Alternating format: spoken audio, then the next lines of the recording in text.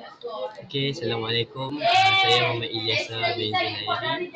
Hari ini saya nak bintang berkenaan dengan bisnes meeting. Okey. Yang pertama ialah Google Trend. Okey, ini adalah maklumat berkenaan dengan 30 hari, yang kedua 90 hari, yang ketiga peningkatan selepas 5 tahun. Okay, yang ketiga, analisis SWOT. Okay, analisis SWOT mempunyai strength, weakness, opportunity dan treatment ancaman. Okey, untuk strength, nama unik dan catchy, Dodolite dan Bad Boy menarik perhatian, mudah diingati dan sesuai untuk pasaran anak muda. Yang kedua, elemen budaya tempatan. Jika dodol untuk unsur tempatan digunakan, ia boleh menarik minat pengguna Malaysia yang suka identiti lokal. Yang kedua ialah weakness, iaitu kelemahan.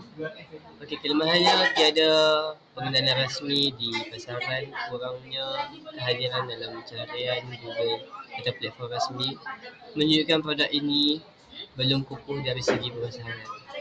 Okey, yang kedua ialah kekeliruan jenama. Nama Bad Boy sudah digunakan oleh jenama lain, berisiko disalah anggap sebagai produk wangian atau kosmetik lelaki.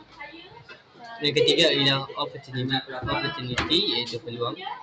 Pasaran Gen Z dan millennial, golongan iaitu golongan muda sukakan nama yang unik, kelakar dan sesuai dijadikan identiti digital, TikTok atau Instagram. Yang kedua adalah kolaborasi dengan influencer lokal. Boleh naikkan jenama melalui kerjasama dengan pempengaruh tempatan. Yang keempat iaitu threats, ancaman. Kompetitor dengan nama serupa Bad Boy sudah digunakan secara meluas. Risiko isu hak cipta atau kekeliruan. Suka bina credibility jika nama terlalu kelakar atau tidak profesional. Suka diterima untuk pasaran yang luas. Slide ketiga ialah unique selling point, iaitu USP. Dia muka semula untuk generasi baru, iaitu menunjukkan inovasi dalam pembungkusan, penyampaian atau penjenamaan. Yang kedua ialah rasa asli warisan Melayu, menekankan nilai tradisional dan keaslian rasa dodol. Yang ketiga ialah lebih ringan dan lebih style, iaitu memberikan isyarat tekstur, mungkin lebih mudah dinikmati atau sesuai dengan gaya hidup muda. Yang keempat iaitu tetap manis dan dekat di hati. Contohnya mainan kata dengan ciri dodol yang melekat, iaitu sticky, serta memori nostalgia. Okey, ini adalah slide yang keempat, iaitu ciri-ciri produk.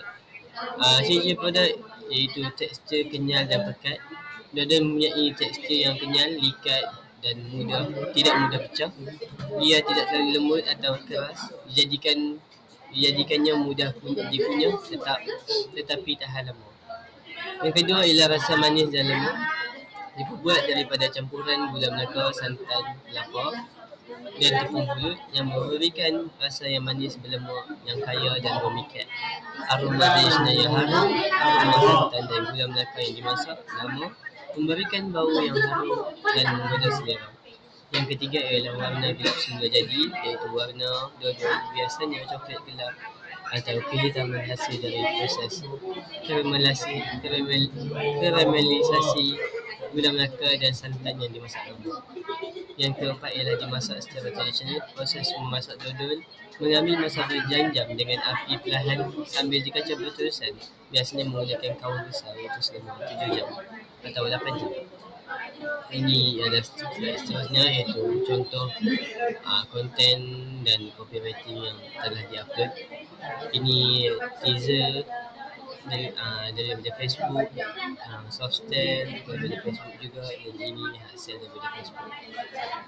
Okey, seterusnya iaitu ini contoh FB page cover.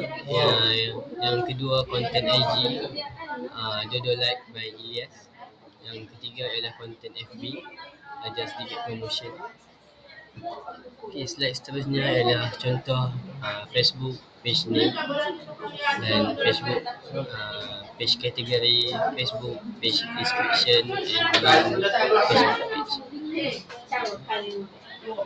Okey, yang seterusnya adalah Instagram page, ada hashtag, ada caption dan juga link. Yang seterusnya adalah carta alih closing. Okey. Ini adalah contoh-contoh closing.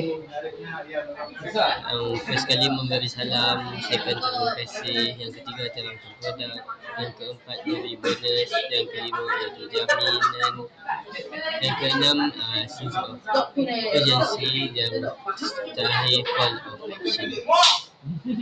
Seperti itu. Okey, ini adalah resit daripada customer.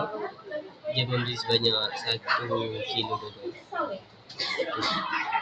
Sekian, terima kasih. Bye bye.